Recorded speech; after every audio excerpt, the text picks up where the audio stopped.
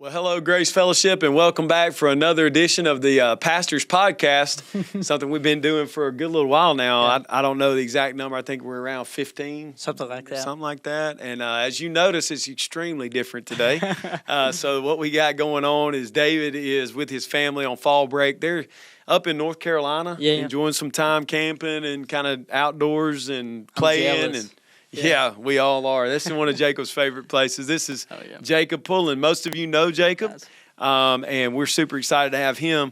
Corey's not able to be here. He's got a lot of things going on with his family, and he's in and out. So we were going to not have a podcast, and then it was like, hey, let's just do this thing, man. Let's do it. So I took the host seat, so I'm going to try to ask some good questions and have some good conversation with Jacob. Yeah. We're going to be talking again about training and just kind of the whole philosophy of training that we try to have and we've developed. And so, but before we launch off into that, remember some announcements for our church. First thing is we want to remind you that we've got the Hope Women's shower, baby shower. This is a shower that our church is hosting this for expectant mothers. So think all things baby. And I think there's a link that's been provided through our church email and also on the women's ministry page on Facebook through Elizabeth Brandon's post. Just go there, buy something. You know, if you're not able to come, if you're able to come, be a part and do other things.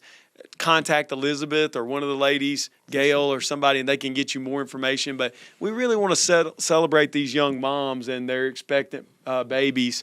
This is a great opportunity for us to love some folks in our community that need love. They need to be cared for and loved. And so we want to do that. Well, that's October 25th. October 30th, we have the Reformation Festival and Show. Mm-hmm. So I know that's exciting. Yeah. And you're thinking festivals, what are we talking about? Well, there's going to be inflatables. There's going to be popcorn, we're building a maze. Oh, yeah, a maze. One of our very own is constructing a maze for the kids. Yeah. Different games. Our sister churches will come be a part of that. Yeah. So really excited about that. That's October 30th, which is a Sunday.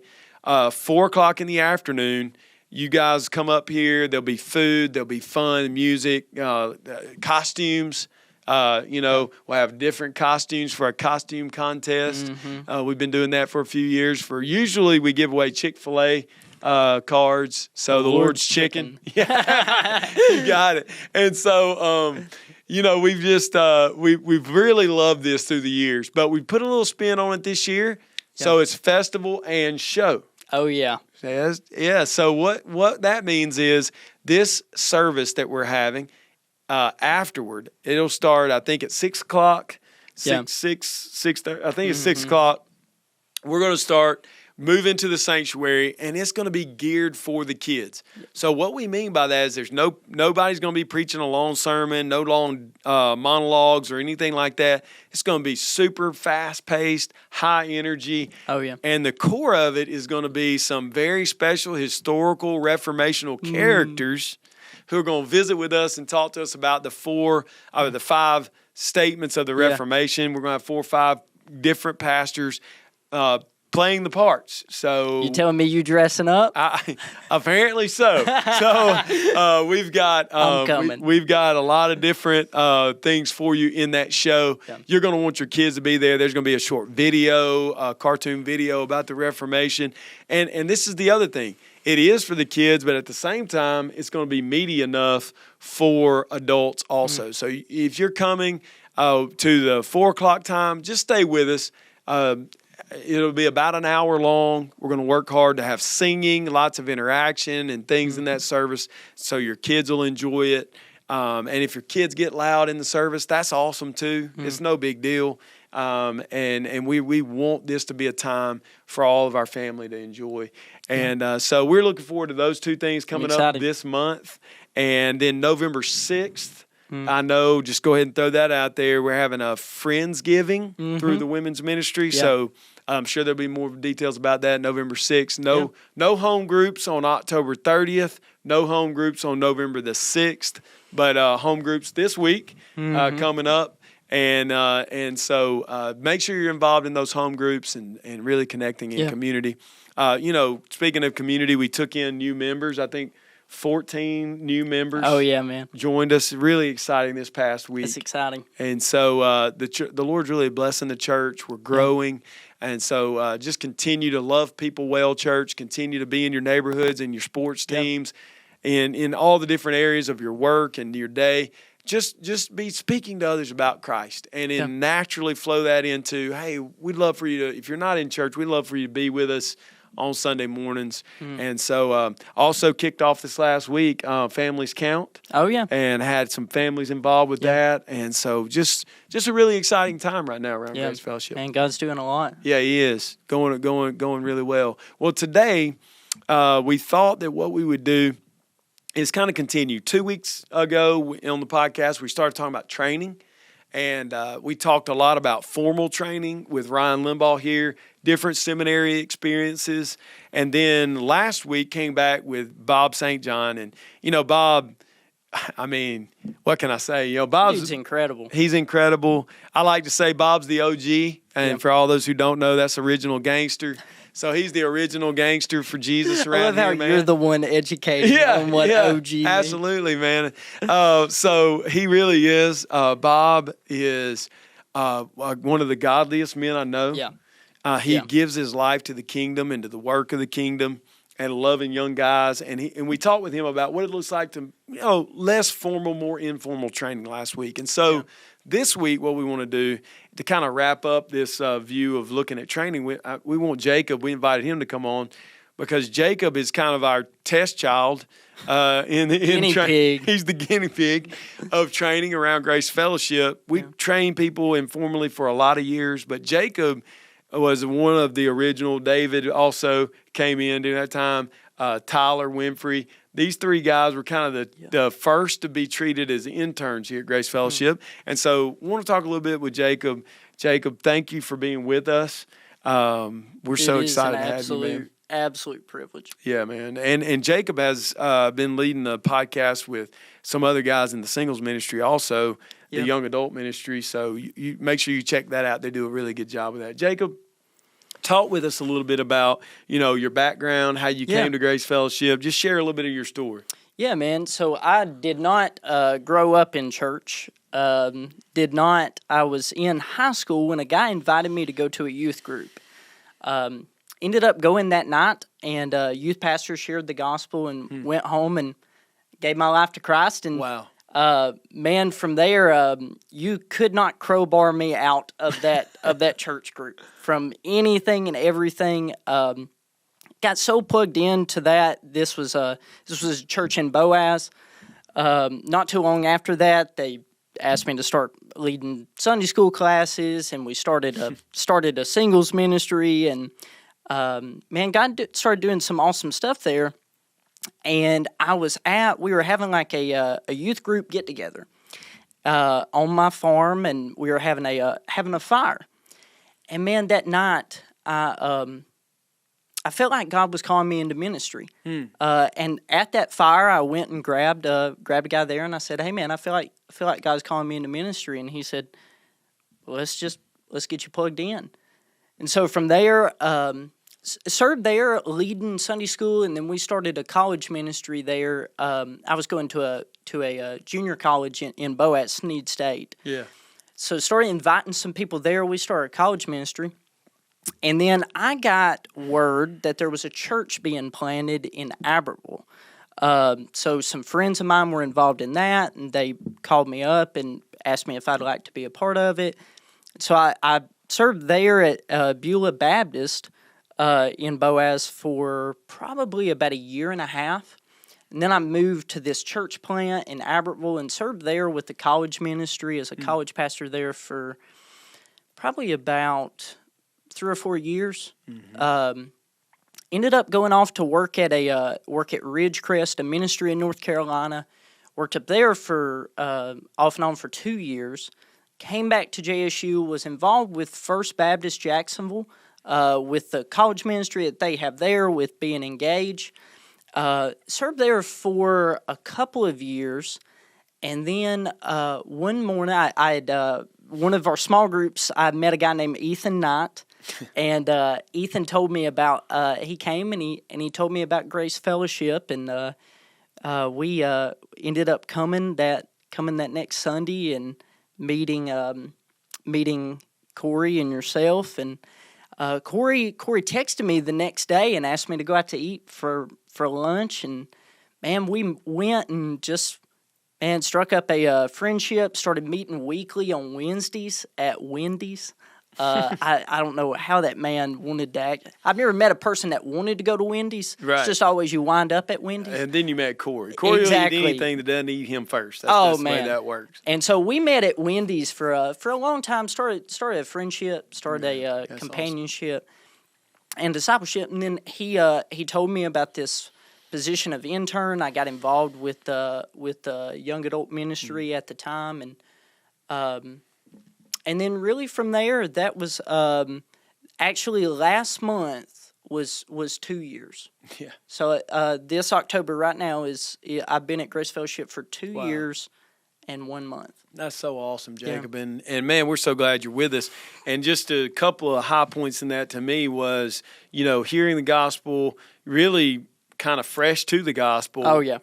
God radically saved you, brought you up out of your past into a new life. Yeah. And then immediately you got involved with the church intimately, just felt drawn to that gathering. Yeah. And I think that's something that a lot of people struggle with is, staying connected to the community of faith. So what I hear you talking about is like you sharpened your gifts and kind of found your calling for the rest of your life by being in community. Yeah.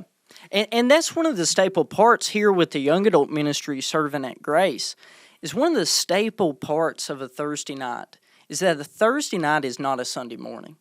Man, one of the things that is such a conviction of myself and so many of the amazing leaders we have with that night is the most important thing you can do is get plugged into your local church. Yeah. There's going to be an age where you age out of college ministry or a singles ministry. But, man, you will never age out of the Church of Christ. That's right. That's right. And I mean, that I can just say, just as one of the pastors here and seeing how you've worked hard at that to not make it a substitute for Sunday mornings. And that happens a lot of times. It's easy. College students, you might be a college student that's watching this. And I just want to encourage you, the whether it be campus outreach or FCA or our young adult ministry here at the church or Engage or any of these are great opportunities for you to go and be around people your age and learn and be taught the word and worship God and even serve in some ways. But there's no replacement in that for the full-on multi-generational body that Christ has put together in the church, the local church. Man, the church is the place where not only do I have, as a 25-year-old guy, not only do I have a 45-year-old man there that can teach me, that can grow me, that can teach me areas of life I've not entered into. Also, I look behind me, there's an 18-year-old. Man, I can do that for him. Exactly. And that starts to be a community that, you start gathering together from all ages, and you start to see the full picture of what does it mean to follow Christ faithfully at 70 years old when you're retired? What does it mean to faithfully follow Christ when you're newly married? Right. What does it mean to faithfully follow Christ when you're in middle school? Right. And the only place you can find that is the local church. Absolutely. And so you're right there in the church. Now you're at Grace Fellowship, and you hear about this internship, and we had just really started that. Like I said, Tyler Winfrey was the first intern, and then you and David came in after that. And so you came in as an intern. What were your expectations? You hear about an internship. What were you thinking it was going to be when you got that position? Man, that's a good question. I will be honest. I knew my dream was to work at a local church, and this was the first time I'd ever been paid to do it. So I didn't really care what it looked like. As long as as long as I got my bills paid. No, I stepped in really having no idea of what exactly I was doing. And it was really something by faith. I remember telling my parents, I had a job in college at the time, and I I remember telling them, like, hey, this church I'm a part of offered me this thing. And it was, I'll never forget, dude, it was $125 a week is what it was. I told my parents, I said, and I'm going to do it, and I'm quitting my job. And needless to say, I don't think my parents ever hated a person more than Corey Hughes in their life. Like what? You're doing what? That's like volunteering. You know? Dude. And but I was hungry. Absolutely. I knew, man, if there's an opportunity, I want to trust God to take care of me. Yeah. And within that time, dude, he did, and we don't have time to go into that. There was some mornings, man, where just the strangest things would happen to where it's like, man, I want to serve here and I want to work and I want to dedicate my time. And dude, when you step out like that and trust the Lord, I've had Sunday mornings where somebody just walked up and said, hey, I want to give you this and bless you with this. And they gave me what my rent would be. And, and that's what I say. I knew I wanted to be here. Yeah. So whatever it might be, you come into this opportunity to be formally trained. One thing I'll say, Jacob said it a couple times right there, whether it's seminary or the local church, as just being informally trained, like we talked with Bob, or an internship at a local church. One of the key things that Jacob said that I hope you heard was he was hungry. And nothing can replace that. That's not enough to make you in life. But if you're not hungry and passionate, you're just in it because, man, well, this is better money than I'm making right now, or this gives me an opportunity to do the one or two things I like to do, and I'll just rough it out through the rest of the calling.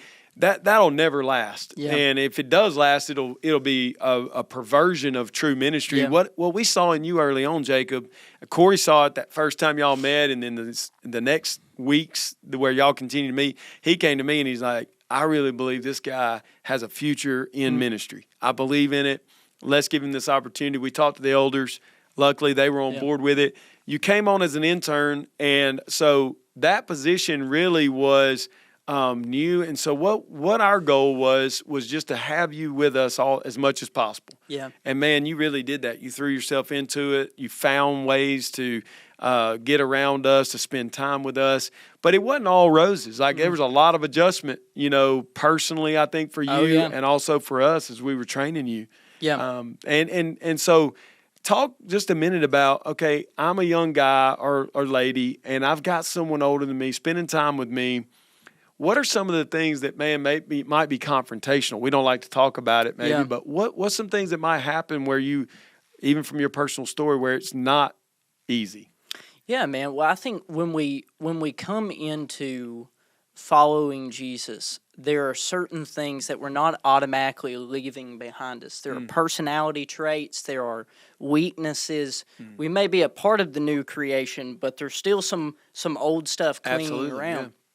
And I think you guys were one of the first that really living life and the development, not just ministry is something that you work here and you do it, but as you work here, we want to, in all areas of your life, grow you. Yeah. And that was so challenging. Because ministry in the past as a young guy, you can tend to, if you check some boxes. Right. Sadly, there are some pastors, and I've seen it, to where as long as you're getting this stuff done, that's it. That's all we kind of care about. Yep.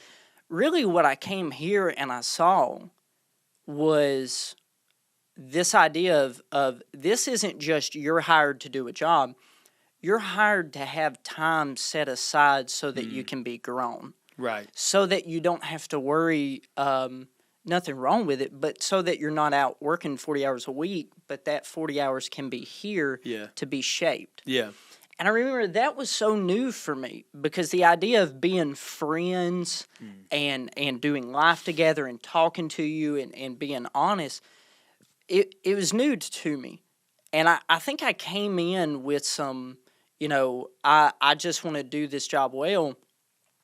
And not having people in my life speaking, knowing me well enough. Corey said in the sermon, we can only speak into people's lives to the degree that we know them. Right.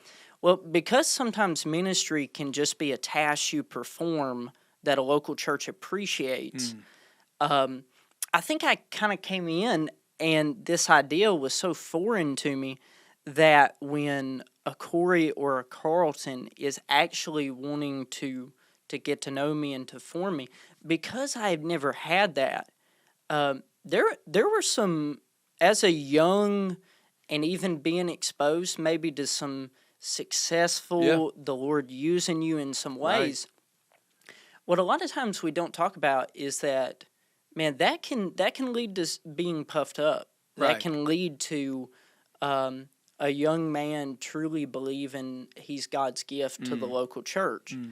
And I found out real quick, Corey Hughes is not quite the man to tolerate that. And so, no, man, one of the greatest forming conversations for me was actually one of the hardest conversations I've ever had was Corey taking the time to love me well enough, maybe even to risk a little bit of our friendship at the time, is to say, man, I believe in you, but I think you're blind to some of the weaknesses that you still have in your life.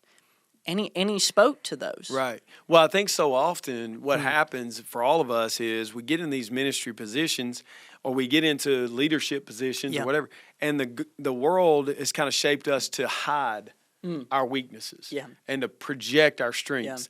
And so when someone like a Corey who's really good at it or myself or someone else starts to push on those weaknesses, it's painful because now we're being exposed, and our fear is if I'm exposed, I get cast out. Oh, yeah. Because unfortunately that does happen. But instead what happened here is you had that hard conversation and you said it shaped you. It knocked those rough edges off.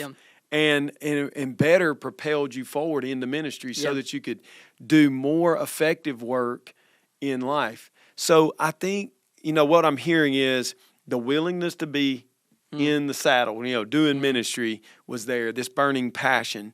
And then I'm hearing, hey, even though it's hard, these forming relationships and these shaping relationships, discipleship relationships alongside the tasks of ministry. So ministry is both a task that we do, a service that we render to God and to the church, but ministry and service also is our life.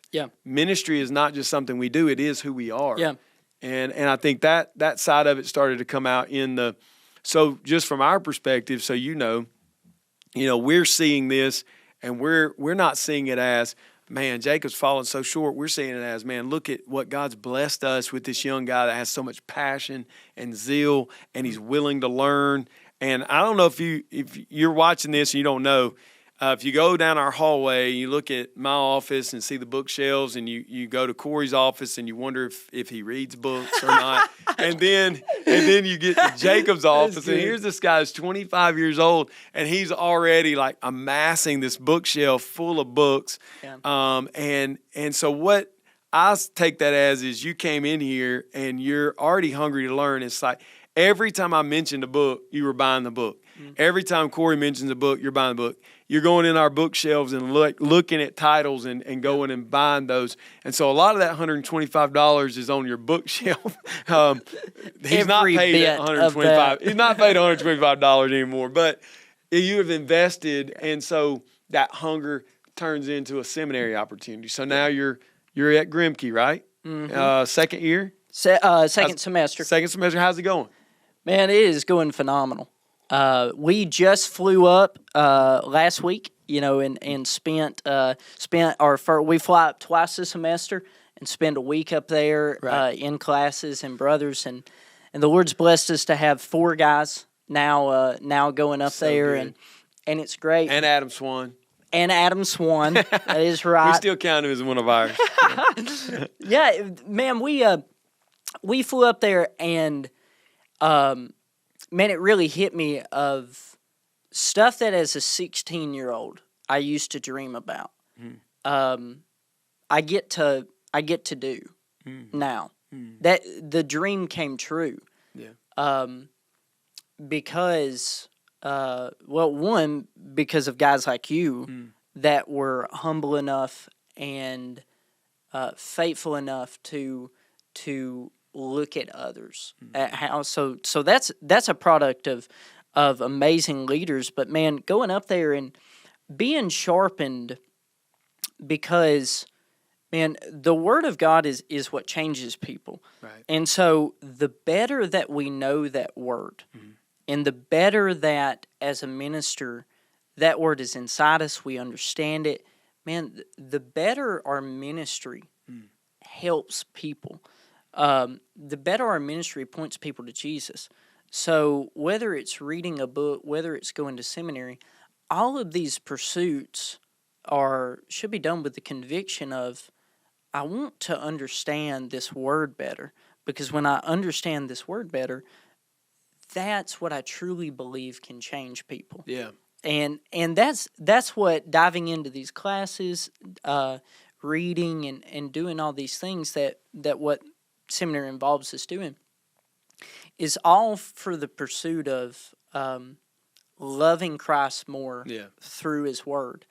Then coming back to our local church and putting the tire on the road. Yeah. Kind of exercising that out. Yeah. So from your internship, and now you had this desire to start being formally trained at seminary, at Grimke Seminary. Yeah.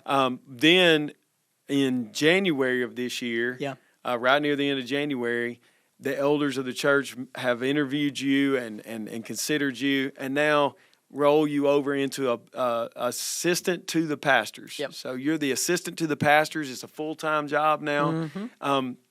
But still, people might ask, like, a church Grace Fellowship size, man, with 4 guys, that's a lot to be on staff at one church of, average attendance, kids and everybody around 300, 325. That's a lot of staff members.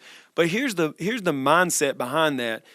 We want to effectively serve the people God's given us, shepherd them intentionally and intently, care about the Word and the time needed to study the Word, as Jake was saying, to be formed ourselves, to be offering fellowship to other churches, helping walk along with other pastors in our community, serving in different ways, the body of Christ through Bible studies during the week and men's groups and all these things.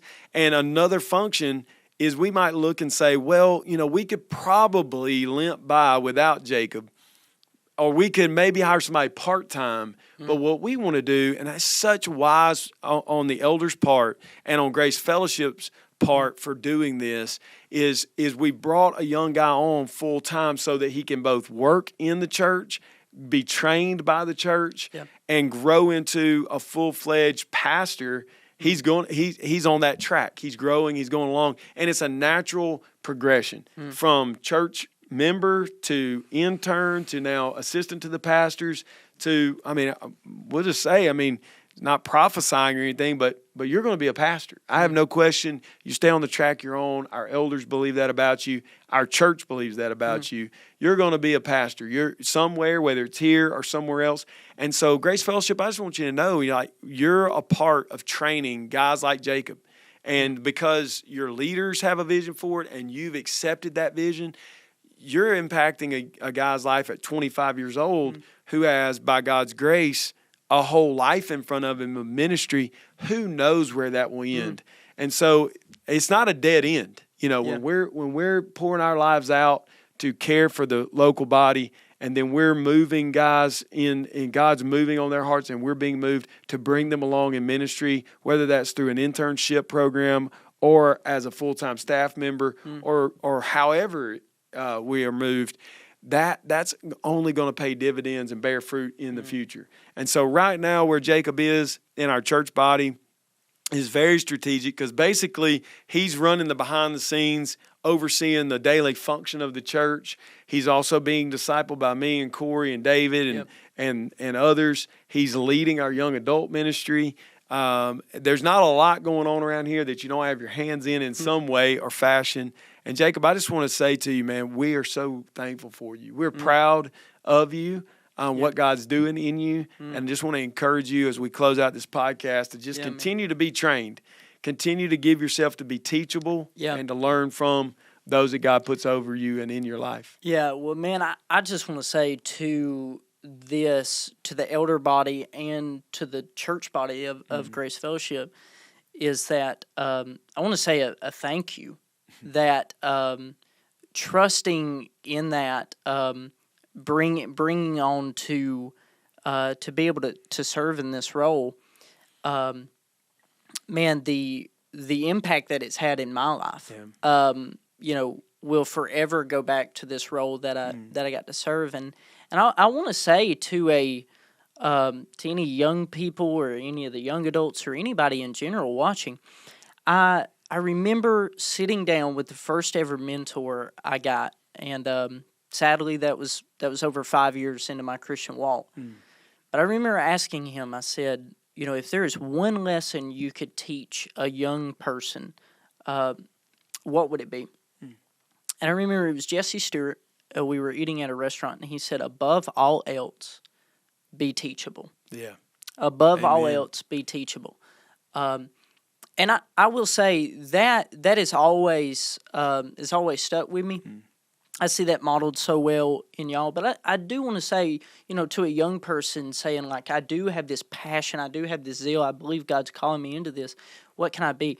Man, if you will plant yourself in a faithful community with good leaders, faithfully preaching the gospel, and you will plant yourself there and be teachable, be hungry and thirst for the word to be taught with you. Make yourself available. Seek that out. Right. Knock on some doors and say, we're going to meet whether you like it or not. Man, that cannot be overstated. Yeah. At the importance that has to a That's walk. so good, Jacob. And I think it's a good way to end today. Just want to encourage you as a body of Christ, as the local body of Christ here at Grace Fellowship, the things that you're doing in praying, in giving, in attending, and being a part of the ministry here and serving the Lord, all of it is bearing fruit in so many seen and unseen ways. And so I just want to encourage you, continue to do that. Continue. Don't grow weary in doing good, as Paul says to the church at Galatia. Don't grow weary in doing good, because it bears a great harvest of fruit in the future that you can't even imagine. So thank you, Grace Fellowship, for your faithfulness to us over the years.